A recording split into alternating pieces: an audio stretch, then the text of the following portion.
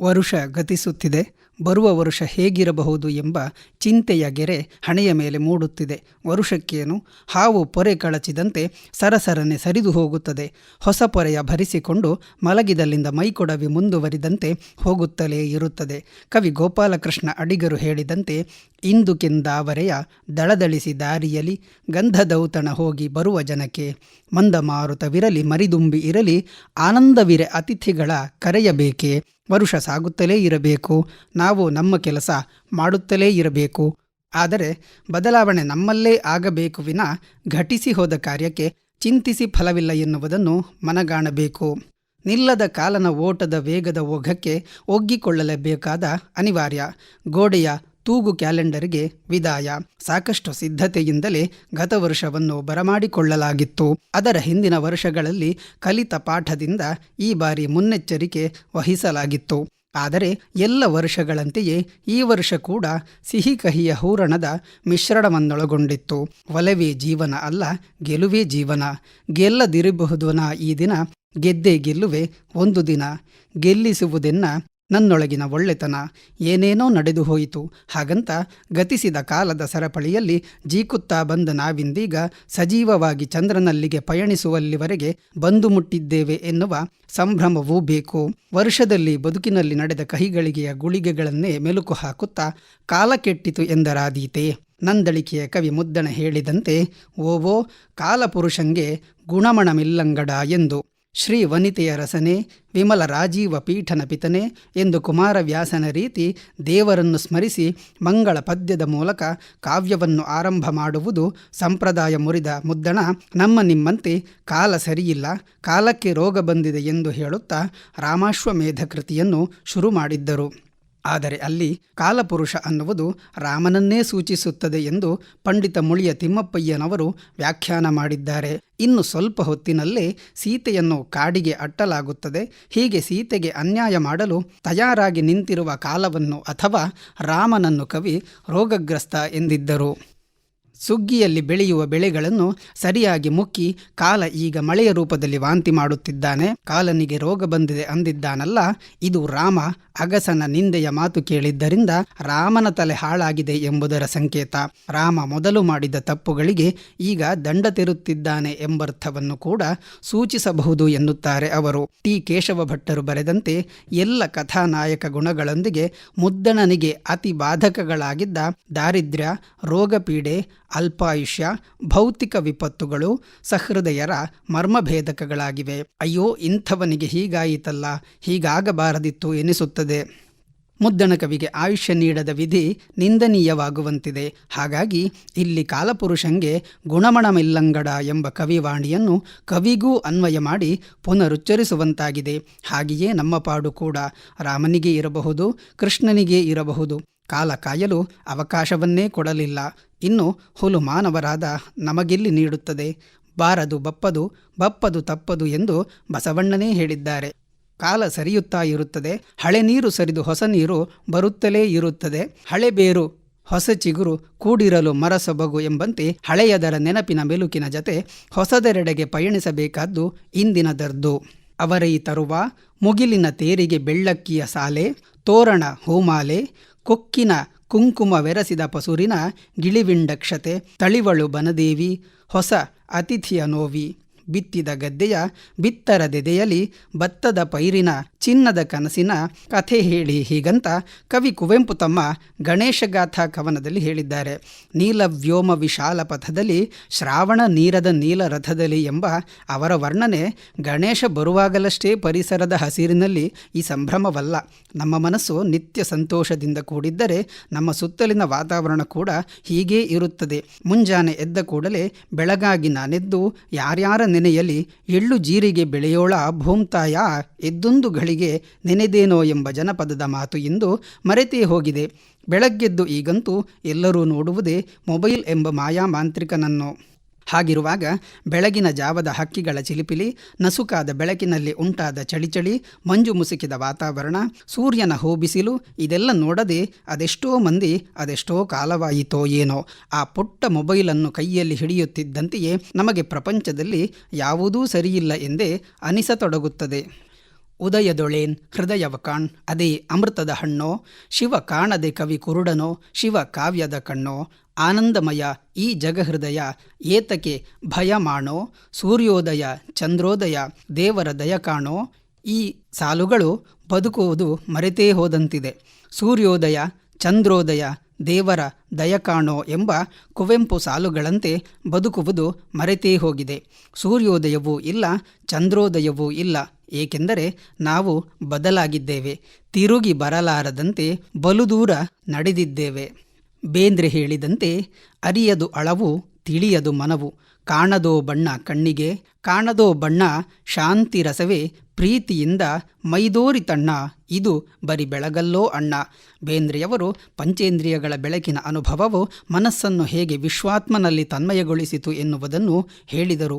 ಅರಿಯದು ಅಳವು, ತಿಳಿಯದು ಮನವು ಎಂಬಲ್ಲಿ ಅಳವು ಅಂದರೆ ಸಾಮರ್ಥ್ಯ. ಬೇಂದ್ರೆಯವರು ಬೆಳಗಿನ ಪೂರ್ಣ ಅನುಭವವು ತಮ್ಮ ಪಂಚೇಂದ್ರಿಯಗಳ ಅಳವಿಗೆ ಹೊರತಾದದ್ದು ಎಂದು ಹೇಳುತ್ತಿದ್ದಾರೆ. ಇದು ಮನುಷ್ಯನ ಪಂಚೇಂದ್ರಿಯಗಳ ಸಾಮರ್ಥ್ಯವನ್ನು ಮೀರಿದ್ದು. ಆದುದರಿಂದಲೇ ತಿಳಿಯದು ಮನವು. ತನ್ನ ಪಂಚೇಂದ್ರಿಯಗಳ ಸಂವೇದನೆಯಿಂದಲೇ ಲೋಕವನ್ನು ತಿಳಿಯುವ ಮನಸ್ಸಿಗೆ ಬೆಳಗಿನ ಪೂರ್ಣ ಅನುಭವವನ್ನು ತಿಳಿಯಲು ಸಾಧ್ಯವಾಗುವುದಿಲ್ಲ. ಈ ಅನುಭವದ ಬಣ್ಣ ಹೊರಗಣ್ಣಿಗಾಗಲಿ ಒಳಗಣ್ಣಿಗಾಗಲಿ ಕಾಣದು. ಉದಾಹರಣೆಗೆ, ಹೊರಗಣ್ಣಿಗೆ ಕಾಣುವುದು ಕೇವಲ 7 ಬಣ್ಣಗಳು. ಈ ಬಣ್ಣಗಳ ತರಂಗಾಂತರದ ಹೊರಗಿನ ಬಣ್ಣಗಳನ್ನು ನಮ್ಮ ಹೊರಗಣ್ಣು ಗ್ರಹಿಸಲಾರದು. ಆ ಕಾರಣದಿಂದ ನಮ್ಮ ಮನಸ್ಸು ಸಹ ಅದನ್ನು ಗ್ರಹಿಸಲಾರದು. ಅದರಂತೆ ಈ ಅನುಭವವೂ ಸಹ ಪಂಚೇಂದ್ರಿಯಗಳ ಹೊರಗಿನ ಅಲೌಕಿಕ ಅನುಭವ. ಇಂತಹ ಅನುಭವಗಳನ್ನು ಪಡೆಯುವ ಅದ್ಭುತಗಳಿಂದ, ಸಾಧನೆಗಳಿಂದ ನಾವಿಂದು ದೂರವಾಗುತ್ತಿದ್ದೇವೆ. ಪ್ರಾಪಂಚಿಕವಾಗಿ ಆಧುನಿಕತೆಯತ್ತ ಹೊರಳುತ್ತಾ ಇನ್ಯಾವುದೋ ಸಮಸ್ಯೆಯಲ್ಲಿ ನರಳುತ್ತಿದ್ದೇವೆ. ಈ ಅಲೌಕಿಕ ವಿಸ್ಮಯವನ್ನು ಬಣ್ಣಿಸಲೇಬೇಕಾಗಿ ಕವಿ ಶಾಂತಿ ರಸವೇ ಪ್ರೀತಿಯಿಂದ ಮೈದೋರಿ ತಣ್ಣ ಎಂದು ಹೇಳಿದ್ದಾರೆ. ಏಕೆಂದರೆ ಉಪನಿಷತ್ತಿನಲ್ಲಿ ಭಗವಂತನನ್ನು ಅತ್ಯತಿಷ್ಠ ದಶಾಂಗುಲಂ ಎಂದು ವರ್ಣಿಸಲಾಗಿದೆ. ಭಗವಂತನು ತನ್ನ ಸೃಷ್ಟಿಯ ಒಳಗಲ್ಲದೆ ಹೊರಗೂ ಸಹ 10 ಅಂಗುಲದವರೆಗೆ ವ್ಯಾಪಿಸಿದ್ದಾನೆ. ಅದರಂತೆ ಈ ಅನುಭವವೂ ಸಹ ಮನುಷ್ಯನ ಸಂವೇದನೆಯ ಅಳವಿನ ಹೊರಗೂ ವ್ಯಾಪಿಸಿದೆ. ಭಗವಂತನು ಶಾಂತಿ ರಸದ ಅನಂತ ಸಮುದ್ರವಿದ್ದಂತೆ. ಅವನಲ್ಲಿ ಇರುವ ಪ್ರೀತಿಯೇ ಸೃಷ್ಟಿಯ ರೂಪವಾಗಿ ಮೈದೋರುತ್ತದೆ. ಈ ಮಾಂತ್ರಿಕನ ಪ್ರೀತಿಯ ಜಾದೂವಿನಿಂದಲೇ ಸೃಷ್ಟಿಯ ರೂಪಗಳು ವ್ಯಕ್ತವಾಗುತ್ತದೆ. ಮುಂಗೋಳಿ ಕೂಗ್ಯಾವ, ಮೂಡು ಕೆಂಪೇರ್ಯಾವ, ಸ್ವಾಮಿ ನನ್ನಯ್ಯ ರಥವೇರಿ ಬರುವಾಗ ನಾವೆದ್ದು ಕೈಯ ಮುಗಿದೇವ ಎಂದು ಜನಪದದಲ್ಲಿ ಹೇಳಿದಂತೆ, ಬೆಳಗಾಗುವಾಗ ತಯಾರಾದಂತೆ ಹೊಸ ವರುಷ ಬಂದಾಗ ನಾವೇನು ಎದ್ದು ಬಿದ್ದು ಸಿದ್ಧರಾಗಬೇಕಿಲ್ಲ. ಇದ್ದಂತೆಯೇ ಇದ್ದು ಹಳೆಯದನ್ನು ಒದ್ದು ಬಿಡಬೇಕಿಲ್ಲ. ಹೊಸದು ಬಂದರೆ ಬರಲಿ ಎಂದು ಹೊದ್ದು ಮಲಗಬೇಕಿಲ್ಲ. ಏಕೆಂದರೆ ನಾವು ನಿರೀಕ್ಷಿಸುವ ಹೊಸ ವರುಷ ಎನ್ನುವುದು ಯಾವ ರೀತಿಯ ಹೊಸತನ ತರುತ್ತದೆ ಎನ್ನುವುದನ್ನು ಅವಲಂಬಿಸಿರುತ್ತದೆ.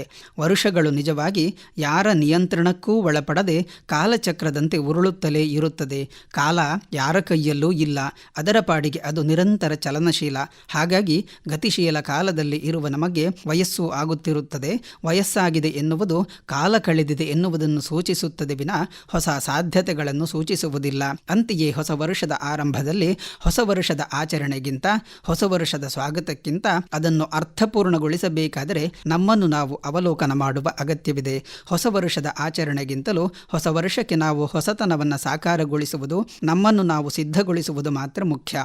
ಇದು ತಾಂತ್ರಿಕವಾಗಿ ಒಂದು ನಿರ್ಧಾರಕ್ಕೆ ಬಂದು ಆ ಗುರಿಯನ್ನು ನಾವು ತಲುಪುತ್ತೇವೆ ಎಂದು ಹೆಗಲನ ಮೇಲಿನ ಶಲ್ಯ ಸರಿ ಮಾಡಿಕೊಳ್ಳುವ ಕ್ರಮಕ್ಕಿಂತಲೂ ಪಟ್ಟಿ ಮಾಡಿ, ಸಂಕಲ್ಪ ಮಾಡಿ, ಗುರುತಿಟ್ಟುಕೊಂಡು ಹಾಗೆ ಮಾಡಬೇಕು, ಹೀಗೆ ಮಾಡಬೇಕು, ಹೀಗೆಯೇ ಇರುತ್ತೇನೆ, ಇಂಥದ್ದೇ ಮಾಡಿ ಎನ್ನುವ ಬೋಧನೆಯ ಒಂದು ಅಂಗವಾದೀತೇ ವಿನಾ ಸಾಕಾರ ರೂಪ ಪಡೆಯಲು ಸಾಧ್ಯವಿಲ್ಲ. ಮನುಷ್ಯ ಹೊಸತನವನ್ನು ಸಾಕಾರಗೊಳಿಸಬೇಕಾದ ಅವಶ್ಯಕತೆ ಇದೆಯೇ ಎಂದು ಪ್ರತಿಯೊಬ್ಬ ವ್ಯಕ್ತಿಯು ತನ್ನೊಳಗೆ ತಾನೇ ಯೋಚನೆ ಮಾಡಬೇಕು ವಿನಾ ಇತರರಿಂದ ಉಪದೇಶಕ್ಕೊಳಬೇಕಾದ ಅಗತ್ಯವಿಲ್ಲ. ಹೊಸತನವನ್ನು ಯಾವ ದೃಷ್ಟಿಕೋನದಲ್ಲಿ ಸಾಮೀಪ್ಯಗೊಳಿಸಬೇಕಾದ ಅಗತ್ಯವಿದೆ ಎಂದರೆ, ನಮ್ಮನ್ನು ನಾವು ಪರಿವರ್ತನೆ ಮಾಡಿಕೊಳ್ಳಬೇಕು ಅನ್ನುವುದಾದರೆ ನಮ್ಮಲ್ಲಿ ಏನು ಸಮಸ್ಯೆ ಇದೆ ಎನ್ನುವುದು ನಮಗೆ ತಿಳಿಯಬೇಕು. ನಮಗೆ ಏನಾದರೂ ಸಮಸ್ಯೆ ಇದ್ದರೆ ಅಥವಾ ಸಮಸ್ಯೆ ಇದೆ ಎಂದು ಅನ್ನಿಸದೇ ಹೋದರೆ ಪರಿವರ್ತನೆ ಅವಶ್ಯ ಎನ್ನಿಸುವುದಿಲ್ಲ. ಬಹಳ ಮುಖ್ಯವಾಗಿ ಆತ್ಮಾವಲೋಕನಕ್ಕೆ ಒಂದು ಅವಕಾಶ ಕಲ್ಪಿಸುವ ಸನ್ನಿವೇಶಕ್ಕೆ ಹೊಸ ವರುಷವನ್ನು ಬಳಸಿಕೊಳ್ಳಬಹುದು. ಆತ್ಮಾವಲೋಕನ ಎಂದರೆ ಹೆಚ್ಚು ಕಷ್ಟದ ಹಾದಿಯಲ್ಲ. ಆಧ್ಯಾತ್ಮ ಲೋಕವಲ್ಲ. ಪ್ರತಿದಿನದ ನಮ್ಮ ನಡವಳಿಕೆಯಲ್ಲಿ ಇಡೀ ದಿನದ ನಮ್ಮ ವರ್ತನೆ ಚಟುವಟಿಕೆಯನ್ನು ಆಲೋಚಿಸಿದಾಗ ನಮಗೆ ಹಿತವನ್ನು ತಂದುಕೊಟ್ಟ, ಸಂತೋಷವನ್ನು ನೀಡಿದ ಅನುಭವ ಯಾವುದು, ನಾವು ಅಸಂತುಷ್ಟರಾದ ಅನುಭವಗಳು ಯಾವುದು ಎನ್ನುವುದನ್ನು ಗಮನಿಸಬೇಕು. ಹಾಗೆ ಗಮನಿಸಿದಾಗ ನಾವು ಅಸಂತೋಷಗೊಂಡ ಘಟನೆಗಳು ಯಾವುವೋ, ಅದರಲ್ಲಿ ಅಸಂತುಷ್ಟಿತನಕ್ಕೆ ನಮ್ಮ ಕೊಡುಗೆಗಳೇನೋ, ನಾವು ಯಾವುದಕ್ಕೆ ಕಾರಣರಾಗಿದ್ದೇವೆ ಎನ್ನುವುದನ್ನು ಯೋಚನೆ ಮಾಡಿದಾಗ ನಮ್ಮ ಯಾವ ಗುಣ ಸ್ವಭಾವ, ನಮ್ಮ ಯಾವ ನಡವಳಿಕೆಗಳು ಆ ಅಸಂತೋಷಕ್ಕೆ ಮೂಲವಾಗಿ ಕೆಲಸ ಮಾಡಿವೆ ಎನ್ನುವುದು ನಮಗೆ ಗೊತ್ತಾಗುತ್ತದೆ. ಅದನ್ನು ತಿದ್ದಿಕೊಳ್ಳಬೇಕಾಗುತ್ತದೆ. ಆದರೆ ಏಕಾಏಕಿ ಹೊಸ ವರ್ಷ ಬಂತು ಎಂದು ಒಂದೇ ದಿನದಲ್ಲಿ ಒಂದೇ ಕ್ಷಣದಲ್ಲಿ ಅದನ್ನು ಬದಲಾಯಿಸಿಕೊಳ್ಳಲು ಬರುವುದಿಲ್ಲ. ಪ್ರತಿಯೊಬ್ಬ ವ್ಯಕ್ತಿಗೂ ಅದು ಪಾರಂಪರಿಕವಾಗಿಯೂ, ಪರಿಸರದ ಕಾರಣದಿಂದಲೂ, ವೈಯಕ್ತಿಕವಾಗಿಯೂ, ಸಂಸ್ಕಾರದ ದೆಸೆಯಿಂದಲೂ ಕೆಲವೊಂದು ಗುಣಗಳು, ಅವನದ್ದೇ ಆದ ಸ್ವಭಾವಗಳು ಅಳವಡಿಸಲ್ಪಟ್ಟಿರುತ್ತದೆ. ಅದರಲ್ಲಿ ಎಷ್ಟರ ಮಟ್ಟಿಗೆ ಹೊಸತನವನ್ನು ತಂದುಕೊಳ್ಳಬಹುದು ಎಂಬುದನ್ನು ನಾವು ಗೊತ್ತು ಮಾಡಿಕೊಳ್ಳಬೇಕು. ಒಂದಷ್ಟು ಪರಿವರ್ತನೆಯನ್ನು ನಾವು ಮಾಡಿಕೊಳ್ಳಬಹುದು ಎಂಬ ಸಾಧ್ಯತೆಗಳಿದ್ದರೆ ಅದೇ ನಮ್ಮ ಸಣ್ಣ ಮಟ್ಟಿನ ಗೆಲುವಿನ ಮೆಟ್ಟಿಲು. ಅದನ್ನು ನಮ್ಮ ಮಟ್ಟಿಗೆ ಬದಲಾಯಿಸಿಕೊಂಡರೆ, ತುಸುವಾದರೂ ನಮ್ಮ ವರ್ತನೆಯಲ್ಲಿ ಬದಲಾವಣೆಯನ್ನು ಇತರರು ಗುರುತಿಸಿದರೆ, ಹಾಗೆ ಗುರುತಿಸಲ್ಪಟ್ಟ ಬದಲಾವಣೆಯಿಂದ ನಮಗೆ ಹಾಗೂ ಇತರರಿಗೆ ಸಂತೋಷವಾದರೆ ಅದರಲ್ಲಿ ನಾವು ಹಂತ ಹಂತವಾಗಿ ಗೆದ್ದಂತೆಯೇ, ಬದುಕಿನಲ್ಲಿ ಒಂದು ಹೆಜ್ಜೆ ಮೇಲೇರಿದಂತೆಯೇ. ಇದಕ್ಕೊಂದು ಮಾತಿದೆ, ತಪ್ಪುಗಳನ್ನು ಮಾಡುವಾಗ ಮಾಡಿದ ತಪ್ಪುಗಳನ್ನೇ ಮಾಡಬೇಡಿ, ಹೊಸ ತಪ್ಪುಗಳನ್ನು ಮಾಡಿ ಎಂದು.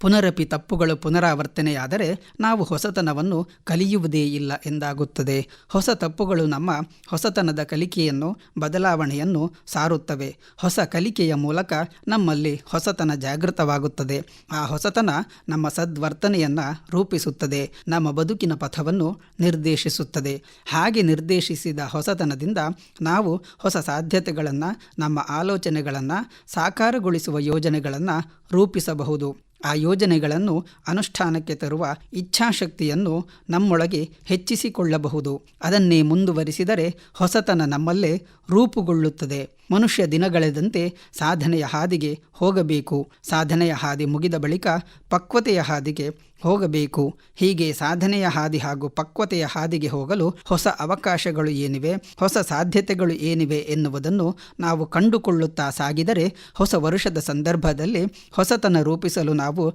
ಬದ್ಧರಾದಂತೆ, ಸಿದ್ಧರಾದಂತೆಯೇ ಸರಿ. ಅದನ್ನು ಕಾವ್ಯಾತ್ಮಕವಾಗಿಯೂ ಕಂಡುಕೊಳ್ಳಬಹುದು, ಭಾವನಾತ್ಮಕವಾಗಿಯೂ ಕಂಡುಕೊಳ್ಳಬಹುದು. ನಮ್ಮ ದೃಷ್ಟಿಕೋನದಲ್ಲಿ ಉಂಟು ಮಾಡುವ ಬದಲಾವಣೆಯಲ್ಲಿಯೂ ಅದನ್ನು ಕಂಡುಕೊಳ್ಳಬಹುದು. ನಾವು ಓದುವ ವಿಧಾನದಲ್ಲಿ, ಮಾತನಾಡುವ ವಿಧಾನದಲ್ಲಿ, ವರ್ತನೆಯಲ್ಲಿ, ಮನೆಯವರ ಜೊತೆ ಒಡನಾಡುವ ಸಂದರ್ಭದಲ್ಲಿ ಅವರಿಗೆ ಹೆಚ್ಚು ಹಿತಕಾರಿಯಾಗಿ ಸ್ಪಂದಿಸುವಲ್ಲಿಯೂ ಕಂಡುಕೊಳ್ಳಬಹುದು. ನಮ್ಮನ್ನು ನಾವು ಉನ್ನತೀಕರಿಸಿಕೊಳ್ಳುವುದಕ್ಕೆ ಹೊಸ ವರ್ಷ ಮೆಟ್ಟಿಲಾಗಲಿ ಎನ್ನುವುದು ನನ್ನ ಆಶಯ. ಕಾಲನ ಪರಿಭ್ರಮಣದಲ್ಲಿ ದಾರಿ ಬದಿ ಸಿಗುವ ಮೈಲುಗಲ್ಲಿನಂತೆ ಇದೂ ಒಂದು ವರ್ಷ ಎಂದಾಗದಿರಲಿ. ಹೊಸ ವರ್ಷ ಸಾಕಷ್ಟು ನಿರೀಕ್ಷೆ, ಕನಸುಗಳನ್ನು ಕಟ್ಟಿಕೊಂಡ ಜೀವಗಳಿಗೆ ಇಂಬು ಕೊಡಲಿ. ಬೀಸುವ ಗಾಳಿಗೆ, ಸುರಿಯುವ ಮಳೆಗೆ, ಕೊರೆವ ಚಳಿಗೆ, ಸುಡುವ ಬಿಸಿಲಿಗೆ ಎಲ್ಲ ವರ್ಷವೂ ಒಂದೇ. ಪ್ರತಿದಿನ ಹೊಸತನ್ನು ಬಯಸುವ ತುಡಿಯುವ ಜೀವಗಳಿಗೆ ಪ್ರತಿ ಘಳಿಗೆ ಹೊಸತಾಗಲಿ. ಅಳುವ ಕಡಲುಳು ತೇಲಿ ಬರುತ್ತಲಿದೆ, ನಗೆಯ ಹಾಯಿ ದೋಣಿ ಎಂದಾಗಲಿ. ತಿಂದ ಕಹಿಯ ಮರೆತು ಉಂಡ ಸಿಹಿಯ ನೆನೆಯುತ್ತಾ ಹೊಸದೆರಡೆಗೆ ಪಥಿಸೋಣ. ಹಳೆಯ ನೀರನ್ನು ಕೊಚ್ಚಿಕೊಂಡು ಕೊಚ್ಚೆ ತೊಳೆವ ಹೊಸ ನೀರಿಗೆ ಬೊಗಸೆಯೊಡ್ಡೋಣ.